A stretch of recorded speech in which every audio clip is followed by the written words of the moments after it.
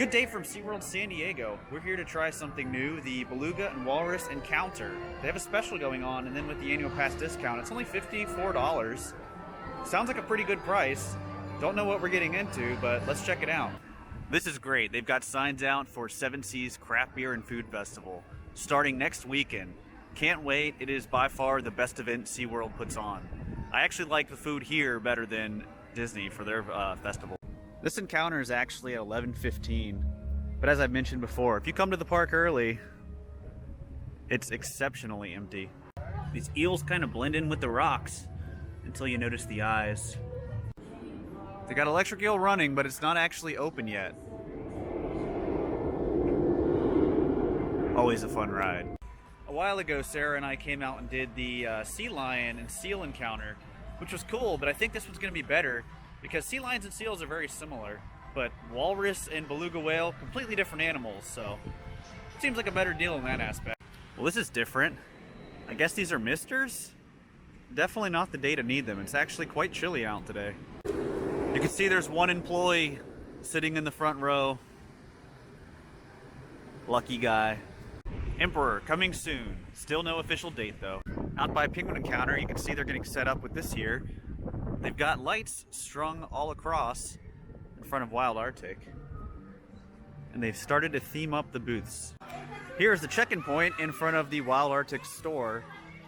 Here very early, but that's okay. So today we're doing the Beluga and Walrus Encounter. They also have a Beluga interaction and dolphin program. That's where you actually swim with them.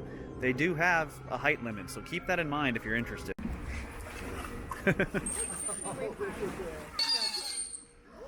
They're quite loud. There's 3 of them.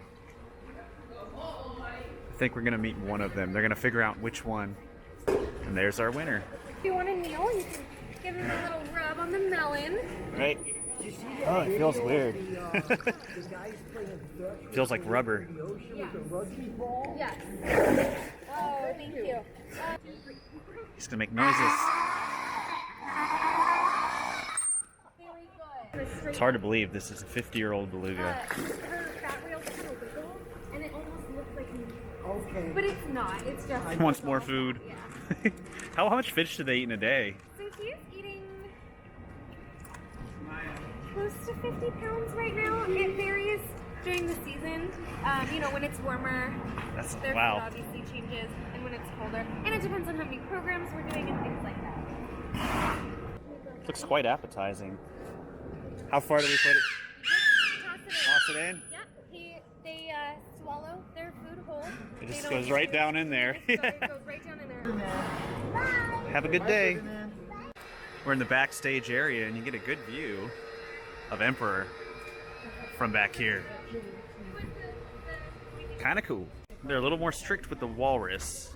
They come up to the bars, but we can't cross this line. So this is Oprah. Outside this way. Here. Oh, good girl. So she's out 96 years old, female. We have 5 walruses, 1 male and 4 females. So the walrus can eat up to 6,000. So this works to 1 feed. This is not her. She's on the smaller side. Our large male walrus can grow up to 4,000 pounds. They got him over on the scale now. It's the hand. Nice.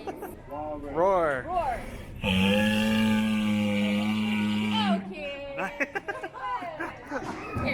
There you go. Okay. It's really fun to watch, and it's really kind of cool to see how it works.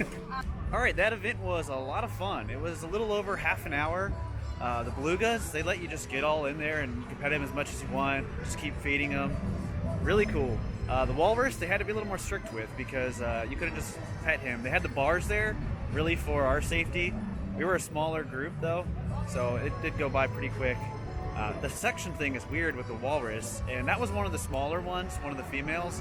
Dozer's the really big one they have. We got to see them all, but they only brought out the one close ahead. But I would definitely recommend it. This is kind of amazing because I was walking by here an hour ago and this was not here. So they somehow just brought this sign out for the Polynesian flavors. What else is interesting is normally this is over on the other side of the park, but I think they're actually going to use the amphitheater for it because you can see what looks like Hawaiian themed stuff in the theater. Got something new from Calypso Bay. This is the smoked brisket sandwich with bacon and onion. This was $16. The problem with that brisket sandwich from Calypso Bay is if you eat brisket the wrong direction, it doesn't really tear, and it was all falling out. It was incredibly messy. Probably the messiest thing I've had in a long time. A lot of good flavors, but I ended up just eating like the bun with the bacon in it and then the brisket on the side. But that was $16. So we're now at $128 of food I've gotten this whole season. But with the all-season dining plan, I'm now in the free zone. Everything I get for the rest of the whole year is gonna be free. Hey buddy, how you doing today? Good. I never noticed the mantas at the corners of this building. Cool. This is new over by the manta area. They're playing J-pop. I guess to stick with the Japanese theming. Back here where Polynesian used to be, you can see they got a booth called California Surf. Definitely a new thing this year. Wonder what else they'll have back. I'm really starting to feel like Tidal Twister's probably never opening again. I mean, it already looks so beat up. It's a downside to experimental coasters because there's no information on it reopening. This is weird because for the Inside Look event guide for the Rescue Center and the Penguins, you had to go back over there and it was always really busy.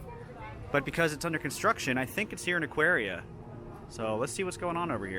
Well, this is different. Inside Aquaria, they've turned this into the queue for the Inside Look. And you'll see there's actually doors down here, which is where they take the groups to actually do the event. I'm not gonna wait in the line, but we exited Aquaria through a side back way. And you get a pretty cool view of the water for Shipwreck. Look how turbulent that water is. They have like a special pool here in the back of the park.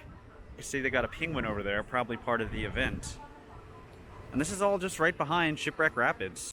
You can see they've converted the Baja Grill and the Sausage Shack to be festival booths.